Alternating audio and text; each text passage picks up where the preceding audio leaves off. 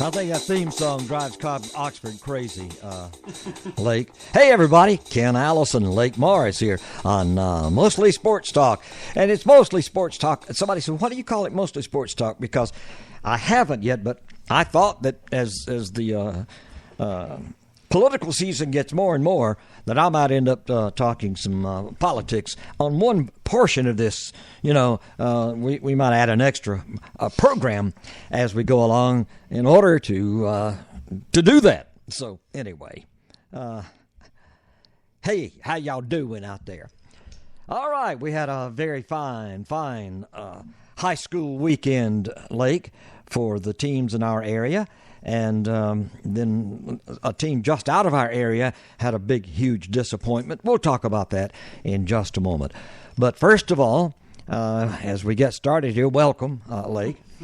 And I think that you probably, let me put this in here. Lake, of course, is with the Anderson Independent Mail, and they are doing a tremendous, one of the best jobs I've ever seen in covering high school sports.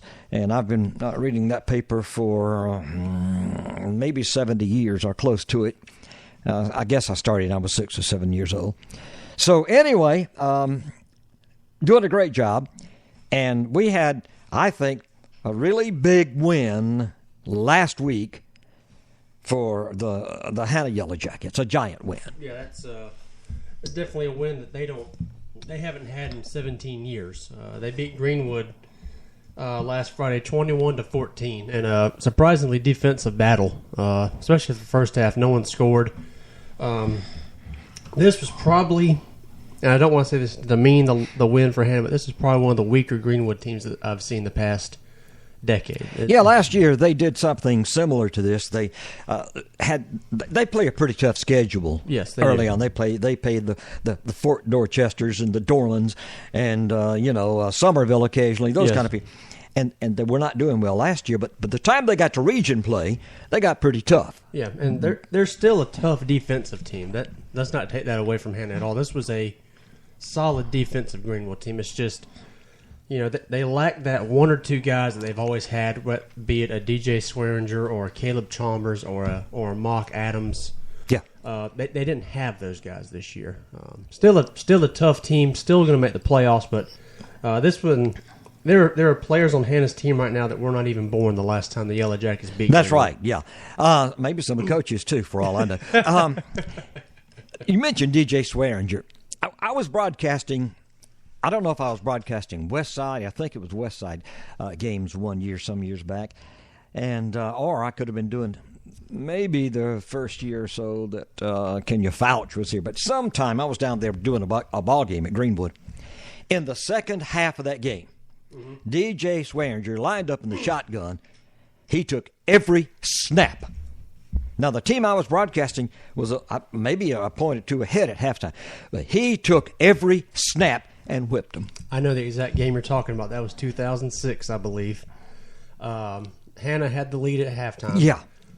And I can tell you the coach who made that decision to give DJ Swearinger the ball. It is current Seneca girls basketball coach Jimmy Tao, who was an assistant. Is that okay? Oh, wow. They at halftime, because they ran a Wildcat somewhere in that first half. Yeah. Tao told me at halftime, he told the coaches, we just need to give DJ the ball the rest of the game because they can't stop him. And he was right. And, Coach Tao was right, and he's tough. Yeah. Like I said, and he's a smart coach, by the way, because he's got the Seneca girls program. They had a little bit of a lull last year, but he had them rolling. And I think they're going to pick back up again. But there's another one of those funny stories you never get to hear about until after the fact. Oh, I know. Yeah, I interrupted you. You were going to talk about this Greenwood at Hannah ball game. Yeah, it was like I said, I was at that game. I was on the sideline for that one because I wanted to. I thought the winner, whoever won the line of scrimmage for that game, was going to win. And this was probably the first time I've ever seen Hannah blow Greenwood off a ball, ever. And That is not been a long time. That is not something Hannah has been known as doing. And there was a play in the fourth quarter where the game was still in doubt, and the offensive lineman pushed running back Darren Rencher a good 10 yards before he could get stopped. I had not seen Hannah do that against Greenwood ever. I may have said this last week. I know I said it to Cobb yesterday, as we were doing the college show. I've broadcast, I think, the best I can figure, 275 Hannah Boys High games among the 600 that I've done. Okay, I can only name 2 or 3 times that the Yellow Jackets beat Greenwood, and I'm going back now from to 1959 when I started, and trust me, none of the players were alive at that time. Probably none of the coaches, by the way. But it was amazing for it to happen, and great. It was, and kind of a redemption story as well. Alex Meredith, the freshman quarterback, threw 3 interceptions in the first half. Yes, he did. Came back third quarter, threw 3 touchdowns, 3 straight drives. So that shows you not only the confidence they have in him, but I think also the resiliency that he just, some of those things you can't teach a player. They either have it or they don't. They also started running the offense a little bit differently. They started running the ball more, I think, in the second half and put him in more favorable passing situations, which sometimes you have to do against a defense like Greenwood's. So many freshmen would fold after 3 interceptions and a half against a team with the reputation Greenwood has, but it didn't seem to faze him at all. He just kept coming on back. No, I talked to him after the game. It didn't make the story, but he just said, I knew what I was doing wrong. He said it was his step foot in his throws. He wasn't stepping through his throws properly, and the balls were sailing on him a little bit. Yeah, they did sail. And that was, I was watching, I was like, he's not taking his step right. But luckily he and his coaches found that out, and that was a big thing in the win for them. But also their defense, Coach Alla said that was the best they've looked all year. Yeah. Especially on third down. He has historically said that they are the best defense in the state on first and second down. But when they get to third, they typically crumbled this year. But I don't remember the stat entirely, but I think they held them to 2 of 12 on third down opportunities. So that was you can't do much better than that. Yeah, I'll tell you, the coach at Greenwood after this and this year, by next year he'll feel some heat if they don't. If they don't get back. Yeah, I think so. And honestly, I think they need to go back to their traditional double wing offense because Greenwood just does not strike me as a spread program. They strike me as an old school power run program like they have been for years. And I would not be surprised if they go back to that next season because the spread is just not working for them right now. Right. But again, that was a big win for Hannah. Got them to 5-3 overall, 3-1 in the region. Puts them in a 3-way tie for second place with Lawrence and Hillcrest. A team they traveled to in the Rams this Friday, going to, I believe it's Chandler Stadium, to face the defending champions. And that is this game is going to carry a lot of playoff implications. Yeah, that's going to be, that's a tall order, as they say. It will be. This one question will be the toughest offense they will have faced so far this season, and probably the only offense that can rival them they'll face will be Westside this year at the end of the season, but it looks like Hannah is going to make the playoffs next week. I believe they play Woodmont after that. That should be a win for them. But right now, they could fight to put them in position to at least have a 2 seed and, again, still stay in striking distance of that region title if they can run the table and beat Westside. Well, there's a good chance that Westside should beat Lawrence, so that'll help Hannah, too. I think so. And, before we get to Westside again, this is a big week for Hannah. They win this game. They, like I said, are still in contention for a region title mathematically. Probably in a good position for a playoff spot and likely a 2 seed and hosting in the first round of the playoffs, which that's important. That's that host. And then, of course, if they can beat Hillcrest, if the Greenwood win was a signature for Kevin Ollis or for Coach Ollis. If he can beat Hillcrest in the same season, that is an exclamation point to a season, right? Sure it is. Because you beat the perennial powerhouse in your region and the defending state champs in one season. I think that sends a message to everyone about the direction of your program. Yeah, and being so young, too. Yes. That really, you're right. But like I said, we'll just have to see how that happens. Chandler Stadium is a tough place to play. I've been there. I went there for the Westside game. Yeah, I've been there. I've done games out of there. Probably won't have the weather problems they had last time I was at Hillcrest. Maybe not.